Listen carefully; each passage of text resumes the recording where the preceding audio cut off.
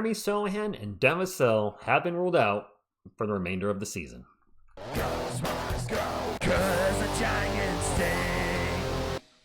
What is up, San Antonio Spurs fans? Welcome to TSR Sports.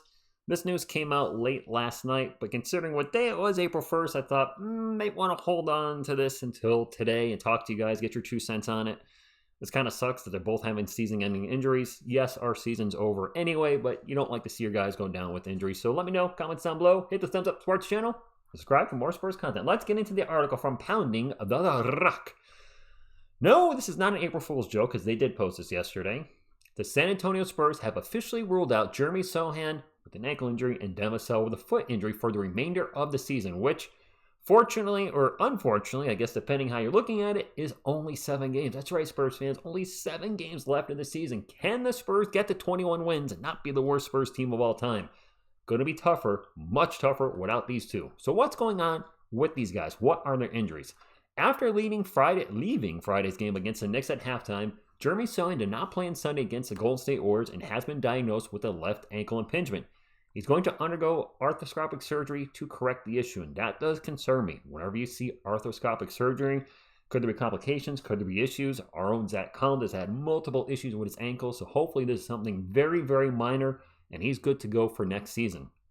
For this season, and yes, there was a Jeremy Sochan point guard experiment, which did not go well, but he's averaged a career high in 11.6 points, 6.4 rebounds, and 3.4 assists, while taking on the nightly assignment of guarding the opponent's best player. Let's not forget, we're losing a lot of defense with Jeremy. Sure, he's inconsistent offensively.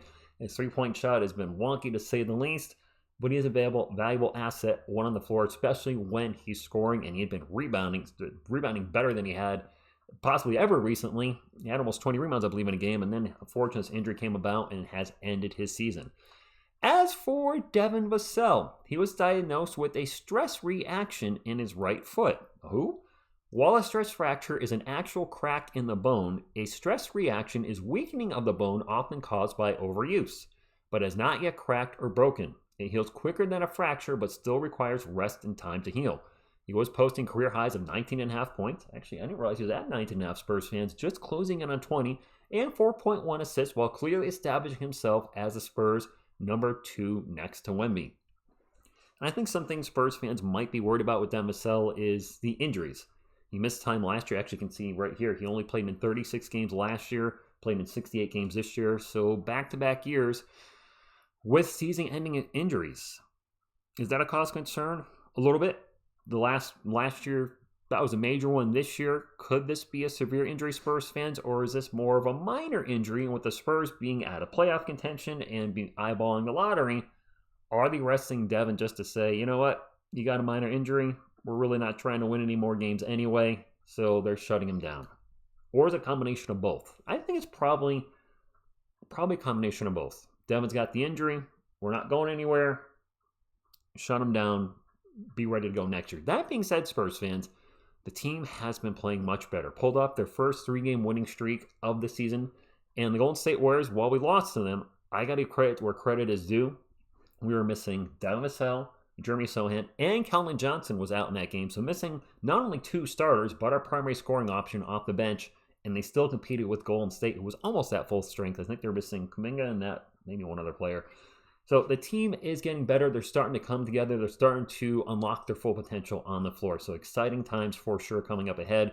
We got the draft here shortly, and then of course free agency in the offseason, and maybe just pull a few more wins together to not be the worst team. And let's also not forget, with these injuries, this will open doors of opportunity for others. A lot of Spurs fans have been saying unleash the Mamu. Well, Sandro Mamukelashvili has been getting more minutes and playing well.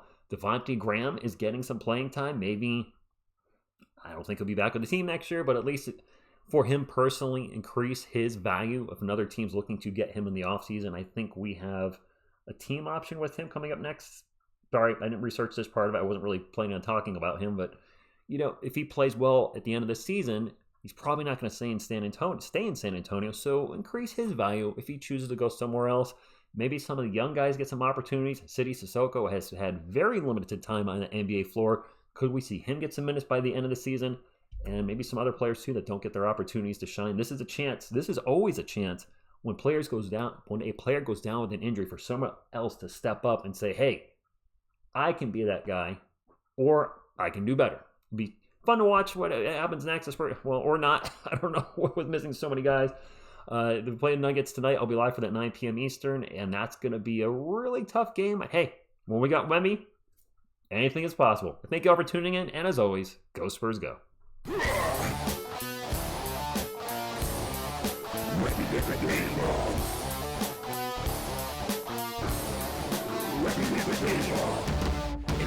to Wemby.